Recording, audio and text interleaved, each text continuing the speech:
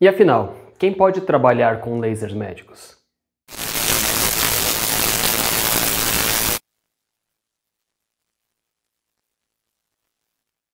A resposta para essa pergunta depende de uma série de fatores, como por exemplo, quando se fala em trabalhar, se refere em operar ele, atender pacientes com esse equipamento, ou fazer manutenção nessas máquinas.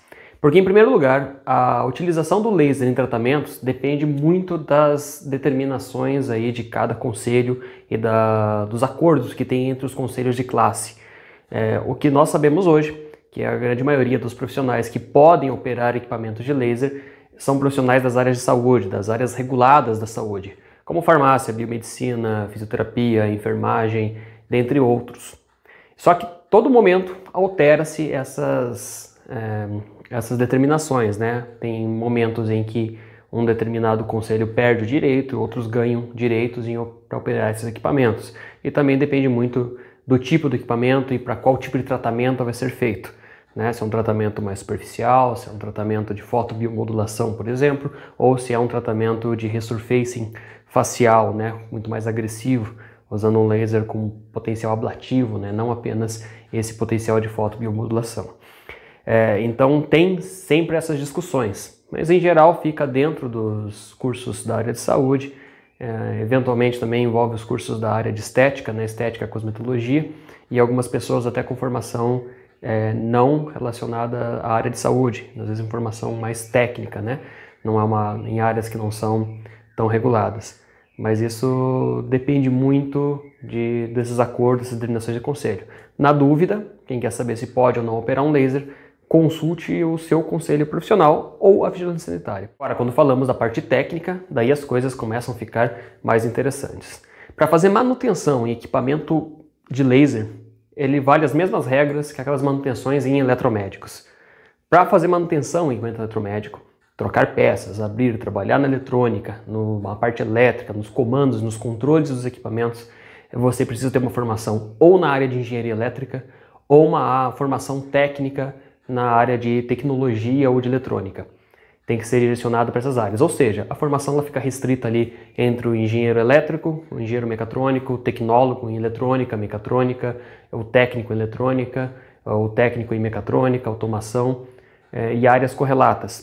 Isso está previsto em lei, né? Só verificar a lei que rege a tua atividade profissional, que você vai verificar lá se ela permite ou não que você faça manutenção em eletromédicos. Então, para trabalhar efetivamente a manutenção, você precisa ter essa formação técnica.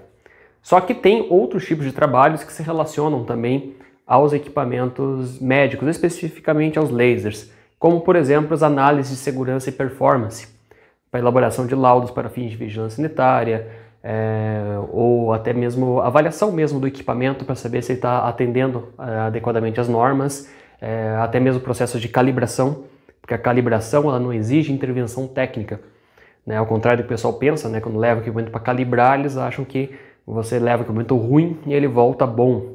Na verdade, o procedimento de calibração se refere a comparar o valor, por exemplo, de emissão do laser com um determinado padrão. Quem regula isso é o Inmetro, não é a Anvisa, não é órgão regulatório, outro órgão regulatório, nem é o conselho de classe.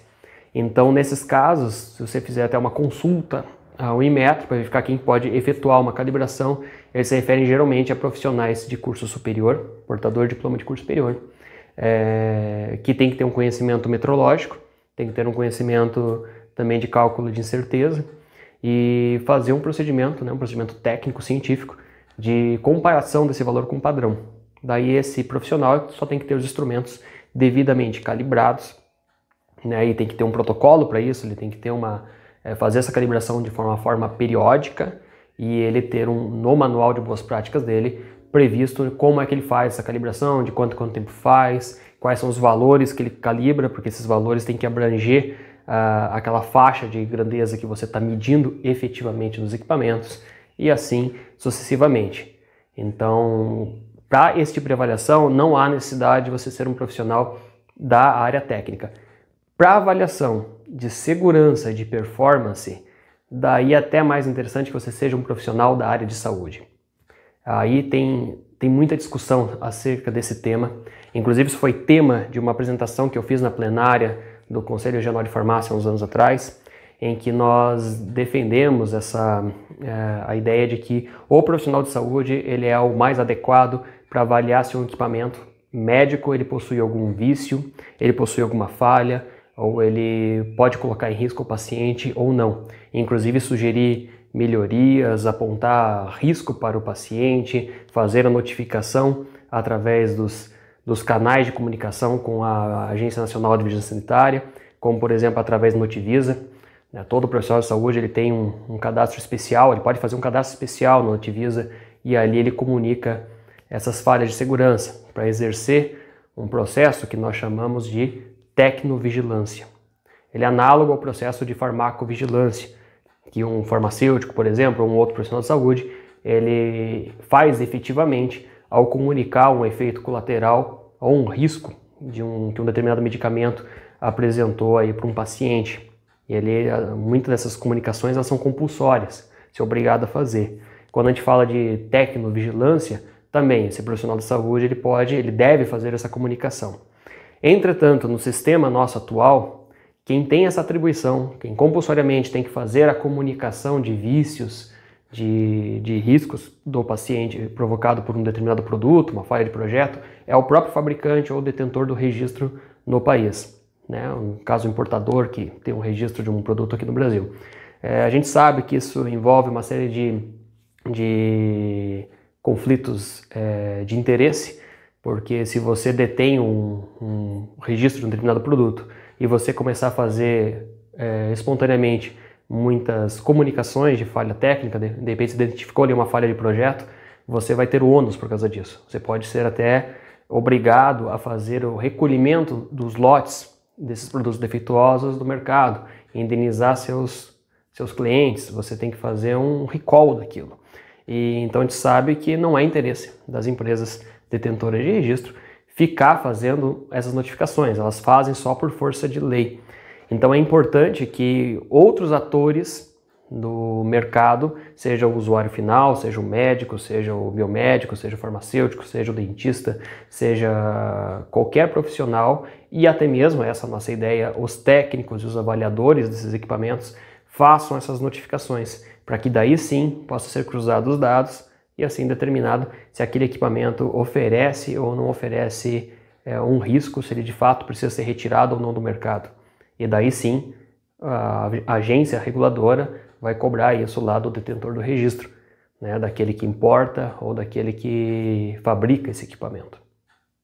Quando nós falamos de avaliação de equipamento, de segurança e performance, a gente está falando da elaboração de laudos.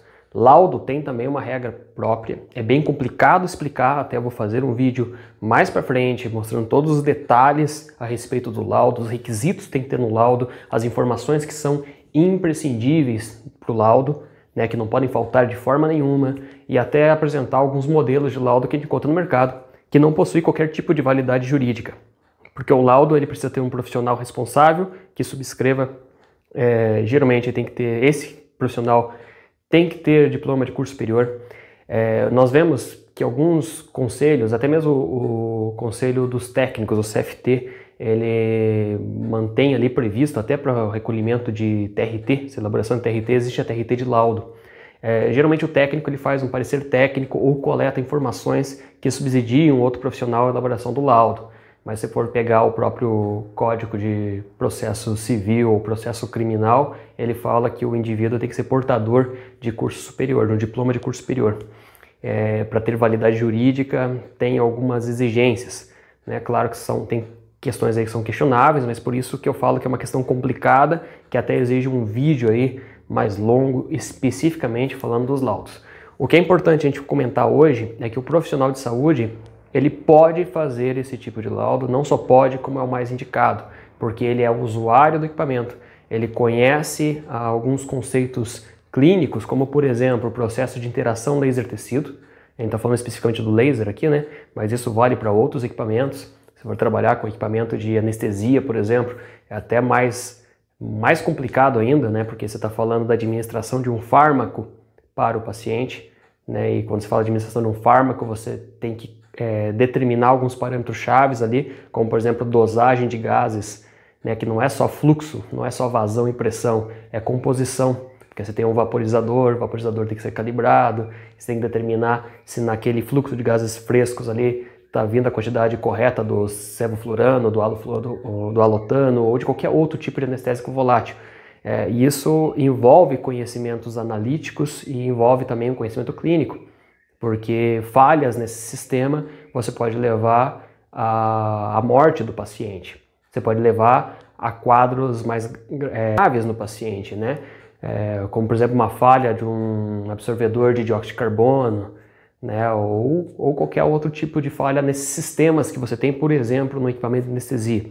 No laser, você tem que conhecer muito bem essa interação laser-tecido, os riscos da interação laser-tecido e o que acontece se você tiver, por exemplo, uma hipodose, uma dose menor do que aquela esperada ou uma hiperdose desse laser, né? A gente faz até um paralelo aí com a questão medicamentosa.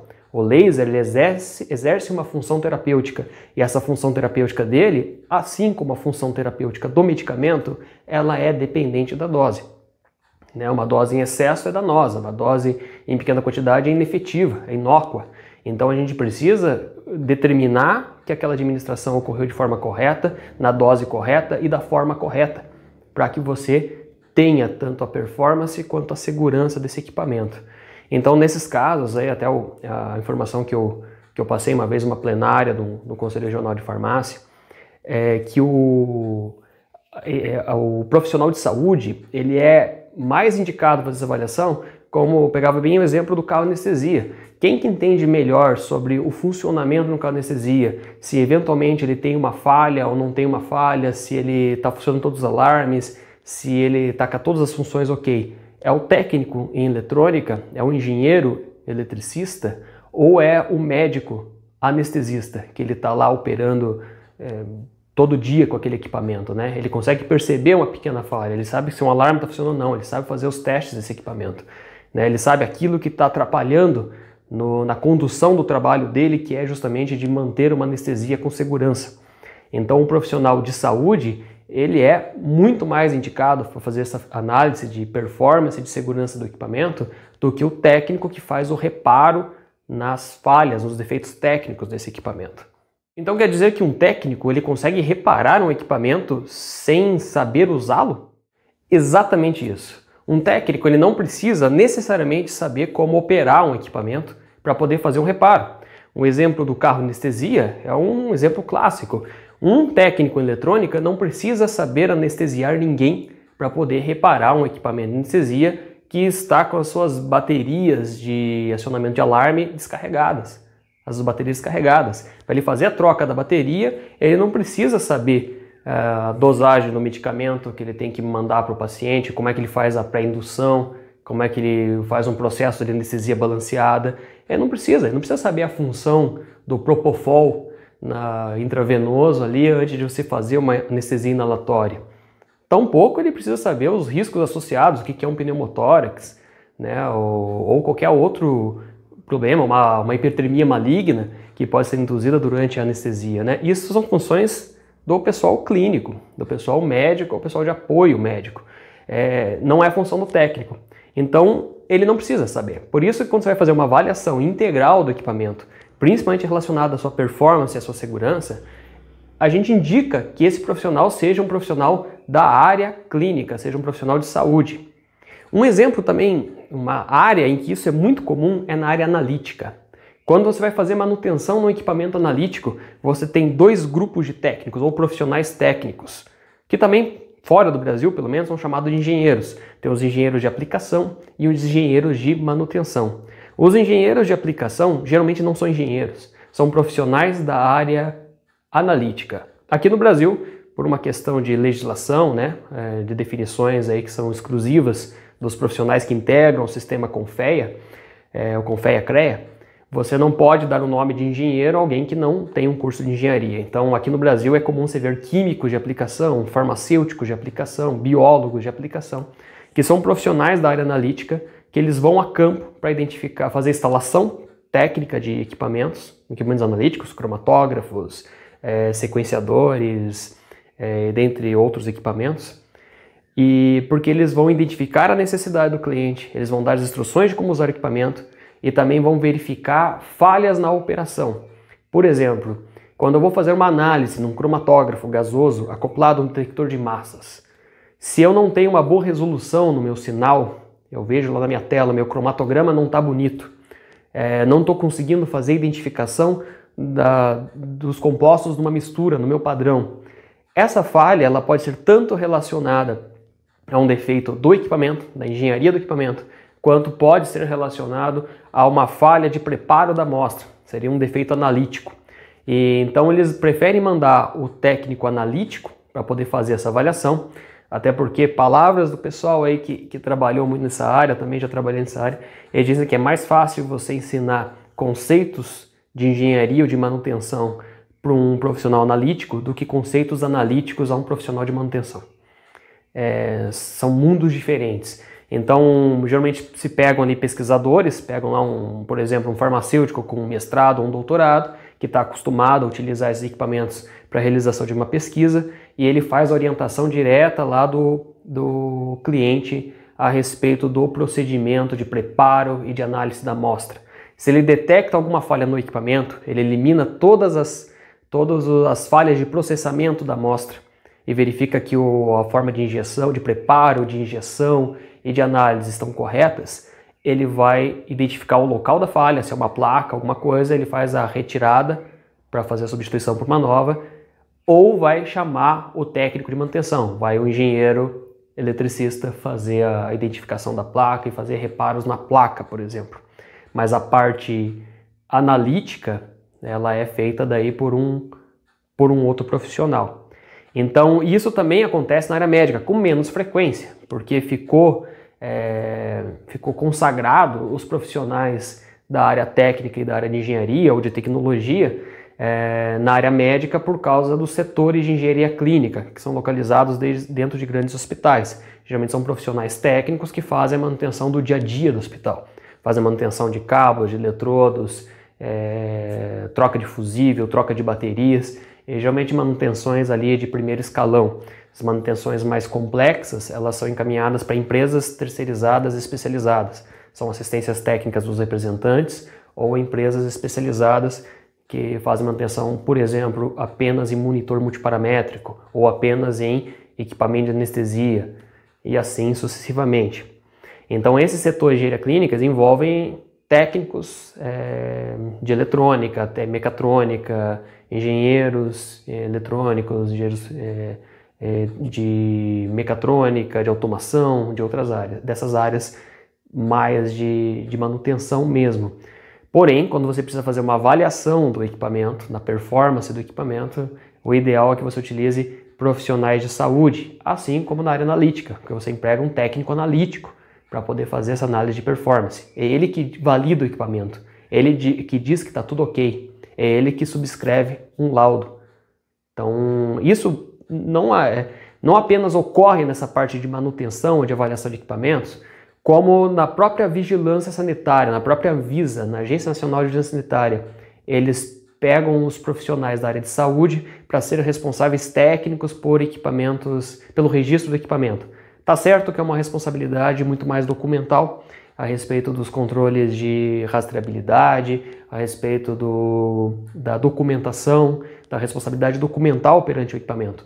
Mas o RT de um laser, que for ver, geralmente é um médico, é um farmacêutico, é um enfermeiro, é um fisioterapeuta, é um biomédico, e a única exceção que nós temos é para o engenheiro elétrico, que é o único que não é da área de saúde. Mas qualquer profissional com curso superior na área de saúde, com registro em conselho de classe, ele pode ser responsável técnico perante a Agência Nacional de Vigilância Sanitária por esse equipamento. E afinal, quem pode trabalhar na manutenção desses equipamentos? Fazer manutenção do meu laser, por exemplo. Como já falamos, legalmente, quem pode fazer a intervenção técnica são os profissionais da área de eletrônica. Podem ser os técnicos de eletrônica, podem ser os engenheiros eletricistas. E as suas variantes, tecnólogos também. Eles podem fazer essa manutenção, mas quem que é adequado a fazer a manutenção de fato do teu equipamento? Isso depende. Geralmente envolve-se equipes multidisciplinares ou profissionais com uma formação mais ampla. Porque se precisar fazer um teste de performance do teu equipamento, verificar se ele está em plenas condições, com todas as funcionalidades, se ele apresenta ou não apresenta risco para o teu paciente, ou até mesmo poder elaborar um laudo pericial do teu equipamento, para ver se tem algum nexo de causalidade entre uma lesão e uma falha técnica do teu equipamento. Daí você não pode ficar ali restrito apenas ao técnico. É o ideal que tenha uma equipe que faça a análise desse equipamento, composta por profissionais de saúde e profissionais técnicos, ou profissionais que tenham a dupla habilitação, ou que tenham a formação das duas, como é o meu caso, que eu tenho tanto a formação como profissional de saúde, devidamente inscrito no conselho de classe, e também tenho a formação técnica, devidamente inscrito também no conselho de classe, que isso é importante, pois é o conselho regional que vai determinar quais são as atribuições desse profissional e que também vai fazer a regulação da atividade desse profissional. Então você vai ter uma garantia de que esse profissional de fato é formado na área, de fato ele tem conhecimentos e ele é habilitado pelo conselho para poder exercer essa função. E quando ele faz a subscrição de um laudo, para ter uma validade jurídica, ele vai colocar lá o número de inscrição dele no conselho, vai carimbar esse documento ou vai assinar digitalmente esse documento e vai garantir então a validade jurídica dele. Só que quando você fala de manutenção em escalões mais elevados, né, ou que envolve uma desmontagem, um conhecimento mais apurado do equipamento, não basta ter formação. A formação é um requisito legal. Agora, o requisito técnico, de fato, para você fazer manutenção, é um profundo conhecimento da engenharia e do funcionamento dos equipamentos. Os engenheiros da área de elétrica, eles têm essa atribuição lá, colocada lá pelo CONFEA, que diz que os eletromédicos são atribuições para eles, tanto de projeto quanto manutenção. Entretanto, outros profissionais também podem exercer essa função de uma forma excepcional, como por exemplo, quando a gente fala de laser envolve conceitos físicos muito aprofundados, até porque o laser envolve conceitos da quântica. Eles envolvem princípios como, por exemplo, o conhecimento da emissão estimulada, o processo de emissão estimulada, né, de como que você torna ali o teu núcleo ativo no nível metaestável, como que ele sofre o decaimento, como que esse decaimento influencia outros elétrons, como que é o processo de amplificação por ressonância, fora todos os conceitos clássicos da ótica que são utilizados para o direcionamento desse feixe laser, utilização do beam combiner, de prismas de Porot, outros tipos de artefatos ópticos para você fazer somar ou dividir feixes, direcionar esses feixes através de um braço articulado ou de uma fibra óptica, por exemplo, e esses são conceitos físicos aprofundados. Então, físicos poderiam operar, e de fato até operam, existem muitos físicos que trabalham com o projeto e com a manutenção de equipamentos a laser. Muitos físicos trabalham principalmente dentro das fábricas ou dentro das empresas que desenvolvem esses equipamentos de laser, porque envolve um conhecimento mais aprofundado em física do que aquele que o engenheiro costuma ter, né, obter lá nas cadeiras da faculdade. Então tem muito conceito ali que um físico acaba se dando muito melhor do que um engenheiro para poder trabalhar. Isso seria naquelas manutenções de escalão mais elevado, ou seja, aquelas desmontagens mais profundas no equipamento. Por exemplo, quando falamos de desmontagens mais profundas no equipamento, a pessoa tem que ter um conhecimento em teoria do laser, como por exemplo, esse é um livro-texto que eu utilizo até para poder explicar para as pessoas que querem atuar na área ou para colegas aí que estão também tendo problemas na manutenção de um laser. Nós temos vários conceitos físicos, né? Conceitos de engenharia, conceitos físicos, cálculos que são envolvidos aí na determinação, por exemplo, da potência no laser, a durabilidade de uma lâmpada, ou até mesmo o cálculo de elementos que envolvem a química do laser, a composição dos bastões de emissão, a composição dos gases que vão dentro das lâmpadas de descarga, que faz o processo de bombeamento desse laser, ou no caso laser de diodo, né, que tipo de semicondutor que é utilizado. Tudo isso depende de um conhecimento aprofundado da física do laser. Ou, ainda pior ainda, no caso dos lasers de dióxido de carbono, os lasers gasosos. Os lasers gasosos envolvem misturas complexas, pois as misturas de gases elas também não só servem para emitir o laser, como dar estabilidade à formação do arco, né, dentro do tubo desse laser. Então ele impacta diretamente na durabilidade, na estabilidade e uma série de outros fatores relacionados a esse laser. Então envolve sim um conhecimento de física muito aprofundado. No caso dos lasers gasosos também, um conhecimento de química e de química dos gases, né? E a própria parte de manejo de gases, ela é muito importante, né? Você tem que fazer as misturas gasosas, acertar as pressões parciais, né? Porque cada gás ali tem sua densidade, cada gás tem uma pressão parcial específica ali na lei de Raoult para poder se determinar a composição final do tubo. E você não pode extrapolar uma determinada pressão também, porque ela vai impactar daí na corrente de trabalho desse laser. Isso pode prejudicar a tua fonte, por exemplo. Então tem uma série de conhecimentos. Então por isso os físicos, por exemplo, se dão muito bem com essa área. Para a parte regulatória, a parte legal, não regulatória, a parte legal mesmo de atribuições técnicas, os físicos ficaram na área médica, né, a física médica, ela atua quase que especificamente com os equipamentos de radioterapia. Isso porque numa resolução do CONFEA, eles falam que são atribuições dos engenheiros elétricos trabalhar com, os engenheiros eletricistas trabalhar com os eletromédicos em geral. A única exceção que não está regulada lá são os equipamentos para tratamento de radioterapia, né, que trabalha com material nuclear, radioativo. Então, essa atribuição para trabalhar com essa área, ela ficou com os físicos, porque daí a regulação não é do CONFEA, ela é uma regulação daí do CNEM, da Comissão Nacional de Energia Nuclear. Então os físicos basicamente trabalham com a parte de radioterapia dentro dos ambientes hospitalares. Mas a parte de laser, eles têm total afinidade para poder trabalhar também com essa área, né? E por que eu falo então que tem esses profissionais, que nem os físicos, que têm até mais afinidade para trabalhar com laser do que os engenheiros? Porque os engenheiros consideram muitos geradores de laser, fontes de laser, como meros componentes. É a ampola de gás de dióxido de carbono ali, que gera o laser, ele é um componente. O diodo, o bloco do diodo emissor de laser, o diodo emissor de laser também é um componente. Então ele considera o dispositivo laser, propriamente dito, como um componente. E o resto são equipamentos, são componentes eletroeletrônicos ou sistemas eletroeletrônicos que fazem o controle da emissão desse laser.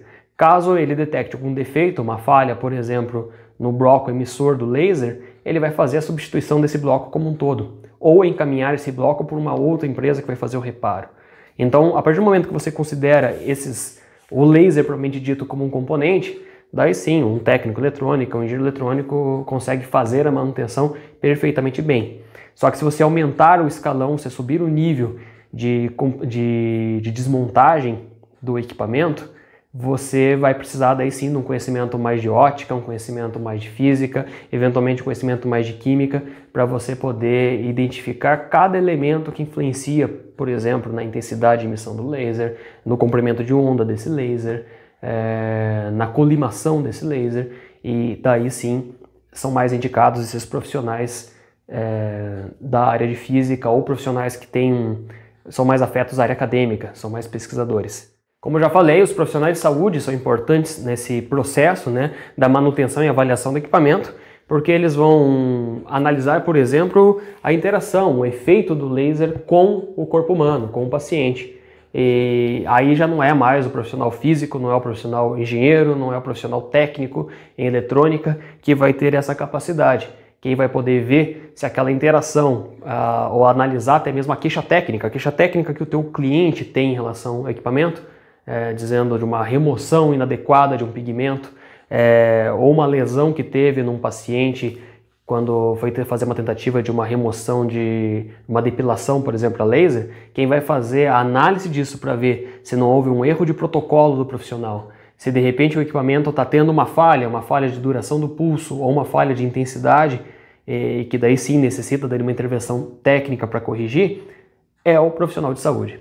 Então a triagem, a avaliação da queixa técnica, a análise também se aquilo ele é algo reiterado, por exemplo, se é um determinado modelo de equipamento, ele sempre produz aquela falha, como aconteceu no passado, né? Teve algumas marcas aqui de equipamentos de criolipólise, isso há muitos anos atrás, que eles tinham queimaduras reiteradas, e não era só erro de protocolo, não era colocação inadequada da manta, formação de bolha de ar na manta, falha de acoplamento com sucção inadequada, era sim falha de controle de temperatura do manípulo. E nesses casos você teve muita queimadura e esse é um caso típico em que deve ser feita a comunicação compulsória ao órgão de vigilância sanitária, para que daí ele possa notificar o fabricante ou o detentor do registro para que corrija essa falha. Porque se a falha ocorre com muita frequência, ela não é uma falha de operação, né? É uma falha de engenharia e daí tem que ser corrigido, tem que ter um recall. Então o profissional de saúde ele é extremamente importante para isso, para a gente fazer essa triagem, para fazer o entendimento da queixa técnica do cliente, porque o cliente geralmente é um profissional de saúde. E essas falhas de comunicação, elas fazem com que muitas falhas não sejam corrigidas, que o equipamento retorne inúmeras vezes para assistência e que tenha essa discussão até entre o cliente e o profissional, porque do ponto de vista técnico, um equipamento pode estar funcionando 100%. E do ponto de vista clínico, por exemplo, ele não operar, não funcionar adequadamente. Então, é importante que tenha esse profissional também para poder facilitar essa comunicação. É aquela história que eu falei anteriormente. É possível ter um técnico em eletrônica, por exemplo, que arrume uma máquina, mas não saiba absolutamente nada da operação desse equipamento. Um exemplo clássico é aquele equipamento em que o cliente chega para o técnico dizendo que essa máquina não liga. Essa máquina aqui estava funcionando, ela desligou, apagou e não faz nenhum sinal de vida. Esse caso, inclusive, é o caso mais simples para o técnico reparar. Porque ele fala, não liga, então vou começar a dar entrada. Pode ser um defeito na fonte de alimentação, pode ser um defeito no cabo, pode ser o fusível queimado. Pode ser inúmeros problemas, que ele vai lá, identificou, por exemplo, uma falha na fonte, ele faz a substituição da fonte ou ele faz um reparo da fonte e esse equipamento liga normalmente. Se ele liga normalmente, ele entrega o equipamento. Se o equipamento estava bom antes, não tinha nenhuma outra falha, provavelmente o cliente vai ficar satisfeito, muito feliz com a atuação do técnico, vai elogiar o técnico também vai ficar muito feliz porque ele resolveu um problema numa máquina complexa. Agora o problema, que é mais grave, é quando o equipamento liga, funciona tudo bem, tudo certinho, mas ele queima um paciente. Ou ele funciona tudo certinho e ele eventualmente para de funcionar e logo em seguida volta. E esse é um tipo de defeito que você não consegue às vezes verificar na oficina. Então esses casos envolvem daí uma análise mais apurada, mais complexa, e o profissional tem que ter daí um conhecimento muito mais aprofundado naquela tecnologia e no uso daquela tecnologia. Por isso que a manutenção em laser não é uma atividade simples, não é uma atividade fácil de ser feita. Além de tudo isso que eu falei, para você fazer adequadamente uma manutenção num equipamento de laser, por exemplo, você precisa de informações do fabricante. O problema também é que, pelo menos no Brasil, esse relacionamento ele não é tão aberto, ele não é tão simples. Geralmente, as empresas detentoras de registro de equipamentos médicos no Brasil também são detentoras da assistência técnica. E porque também tem uma previsão legal da Anvisa. A Anvisa fala que a assistência técnica tem que ser realizada pelo representante ou por ordem do representante, através de autorizadas, para poder manter a rastreabilidade do equipamento, para documentar qualquer tipo de alteração ou intervenção que foi feita no equipamento. Daí entra aquele conceito, aquele conflito ético que a gente já comentou aqui, que nem todas as falhas de equipamento serão comunicadas, em tese pelo menos, pelo fabricante, porque ele pode, de repente, essa própria comunicação provocar um ônus para ele, algum tipo de problema, porque ele pode, de repente, ser obrigado a fazer um recolhimento compulsório dessas máquinas do mercado. Outro motivo é que a assistência técnica também é uma fonte muito importante de renda. Então eles preferem centralizar, contratar pessoal e ganhar muito dinheiro na manutenção. Às vezes ganham tanto quanto, até mais do que na venda, porque muito do dinheiro da manutenção ele vem sem o gasto do material, sem os gastos das peças. Nos Estados Unidos já é um pouco diferente. Nos Estados Unidos o FDA obriga todo fabricante de equipamento médico, ele tem que fornecer um manual de serviço para as pessoas que solicitarem. Então, se um hospital comprou um equipamento médico, ele tem que ir lá, ele pode solicitar um manual de serviço e esse manual de serviço ele é entregue daí para a equipe de engenharia clínica do hospital. E a equipe de engenharia clínica no hospital vai fazer ali os procedimentos, fazer o troubleshooting, verificar os erros do equipamento e assim também fazer aquela triagem, aquela determinação se se pode ser feita a manutenção em company, né, dentro do hospital, ou tem que ser encaminhado para o representante ou para a assistência técnica autorizada do representante. Então, essa é outra questão. O profissional que for fazer manutenção, o ideal é que ele tenha acesso aos manuais de serviço. Esses documentos longos aqui, eles têm todas as informações sobre os erros do equipamento, alguns têm esquemáticos, alguns têm alguns procedimentos, por exemplo, de limpeza, de montagem, desmontagem, e isso é importante para que você mantenha as características originais do equipamento. Você faça uma manutenção e você deixe ele conforme as condições originais de fábrica, né? Porque esse é outro ponto importante. Você não pode alterar o projeto do equipamento. Se o equipamento é registrado num órgão regulatório de saúde, da saúde pública, né, a Anvisa, a FDA, ou CE Medical, se você faz qualquer tipo de alteração do projeto, você invalida o registro. Então, você tem que manter a originalidade daquele equipamento. Então, você tem que avaliar, se for trocar por peças originais, não fazer nenhum tipo de alteração, senão você pode colocar em risco, né, um paciente. E para você garantir isso, é importante que você tenha acesso às peças e acesso à documentação técnica do equipamento. Nos Estados Unidos isso é garantido por lei. Aqui no Brasil está tendo algumas mudanças na legislação, ainda não tem nada muito claro, mas é até um elemento importante aí para quem estiver pensando em adquirir um equipamento, é negociar sempre a aquisição de documentação técnica junto com a compra do equipamento, porque isso pode baratear bastante a tua manutenção e garantir que você faça essa tua manutenção em company. Sobre as ferramentas que são utilizadas na manutenção, até já comentei aqui no vídeo, mas é sempre importante reforçar. Todas elas devem ser devidamente calibradas e o profissional tem que ficar em posse dos documentos de calibração das ferramentas. Se você vai fazer qualquer tipo de medição, que seja a tensão de uma fonte, você tem que ter algum documento que comprove que essa tua medição ela é confiável. Senão, não faz sentido nenhum você medir, já que aquele equipamento pode apresentar qualquer valor e você não sabe o quão fora do valor real daquela grandeza está a tua medição ou não. Se mede 12 volts, se 12 você não sabe se era 10, se era 13, se era 14, quanto que era. Então não faz sentido nenhum você fazer essa medição. Então é sempre importante você ter os certificados de calibração dos instrumentos, que eles sejam calibrados na faixa que você utiliza usualmente nas suas medições e que você faça um uso crítico desses certificados de calibração. É sempre importante você fazer uma leitura do certificado. Se você vê que o teu instrumento está muito fora, da medição do padrão de referência, você deve inclusive utilizar esse teu relatório para você fazer uma análise de obsolescência do teu instrumento. Se já está na hora de você trocar, comprar um novo, né, ou fazer uma manutenção nesse teu instrumento. E daí sempre que você fizer qualquer alteração no teu instrumento ou trocá-lo, você deve solicitar uma nova calibração. Isso é de extrema importância. Não só para você fazer a manutenção adequadamente, né, isso é uma exigência, é uma norma, como alguns clientes também que estão adequados, por exemplo, a algumas normas, né, algumas certificações, como a certificação ISO, eles também vão exigir isso do profissional. Então, se a tua clínica, a tua empresa também ela é certificada, você vai ter que procurar profissionais que ao menos sigam essas normas, né, de garantia da qualidade. Ele tem que ter um plano de garantia da qualidade. E finalmente, é barato fazer manutenção em lasers?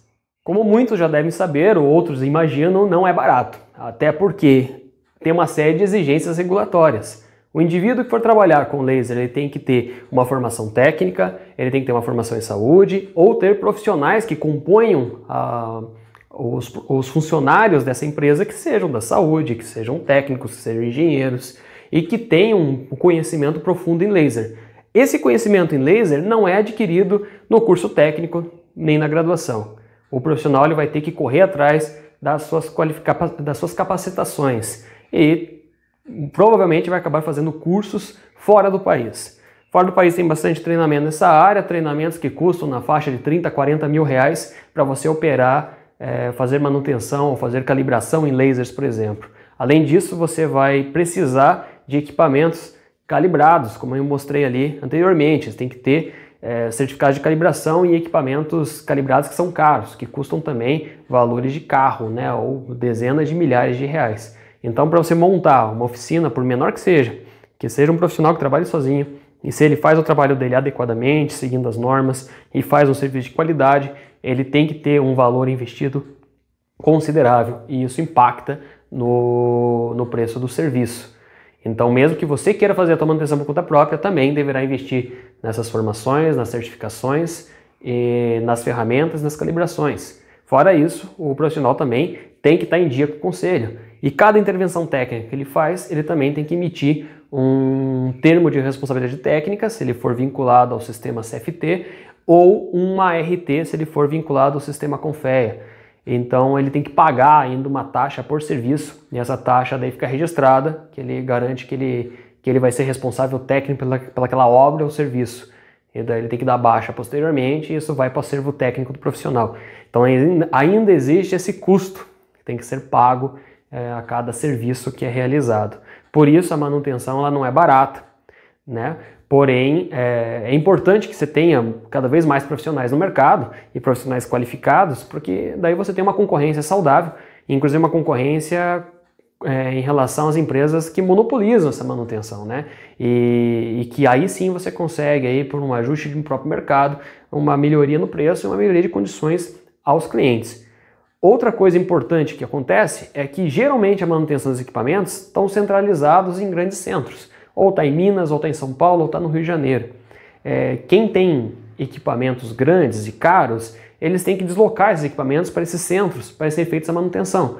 E como a demanda é elevada, o tempo de manutenção é alto, ele é grande. Assim, o profissional ou o cliente que tem o dono do equipamento, ele tem um prejuízo do transporte, ele tem um prejuízo do tempo de inatividade, e se ele tiver outros profissionais espalhados pelo país, devidamente qualificados, treinados, capacitados, com acesso à documentação técnica, ele vai ter um serviço da mesma qualidade que ele teria nesses grandes centros, mais próximo da clínica dele. Assim ele poupa os riscos que você tem em transporte, os danos que ocorrem, que frequentemente isso acontece, de um equipamento reparado chegar estragado por causa de problemas na logística. Ele baixa os custos de deslocamento, transporte e de tempo, fica muito mais rápido. E assim o cliente ele pode contar com o serviço de um profissional que está muito mais próximo dele, que ele tem mais confiança, que ele consegue ir lá conversar pessoalmente com o técnico e assim ele ter um atendimento melhor no geral, né? Por isso é importante que essa doutrina de manutenção seja difundida. É caro, é complicado ser feito, mas a tendência é que se torne com o tempo mais acessível a formação, acesso às ferramentas, acesso ao conhecimento, acesso às informações técnicas e assim a gente garanta a formação de um sistema de manutenção nacional muito maior, muito melhor e uma coisa muito importante, com proximidade com os órgãos regulatórios, porque esse profissional técnico vai ser de suma importância no processo de tecnovigilância, porque é ele que vai comunicar aos órgãos regulatórios se um dado equipamento tem uma tecnologia falha ou não tem uma tecnologia falha, se apresenta uma alta taxa de queixa dos clientes ou não, e assim poder inclusive melhorar a qualidade como um todo dos equipamentos que são fornecidos no nosso mercado nacional.